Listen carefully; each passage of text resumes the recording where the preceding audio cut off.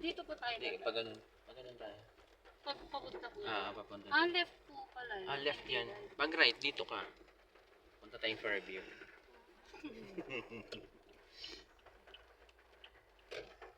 Signal ka alin. Mahirap naman lumiko ng walang nagko-control. Tapos syempre hindi naman uso ang bigayan dito sa Pilipinas.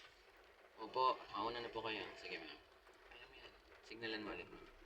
Yan, tapos i-left mo, i-turn mo yung ilaw. Yan, sige pa. Sige lang. Sige lang, huwag ka mag-stop.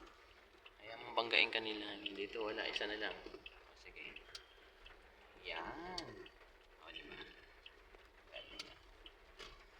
Yan, pwede ka rin dito sa tingin ka dito. Baka may Saan ba dito, pwede ka sa right side mo para doon na lang tayo sa dito. Para mauna yung truck. Sandit lang tayo, wag kang maawa ka sa truck sa likod, diba kaya hindi ka makita. Yan, sige ma'am, gas ka.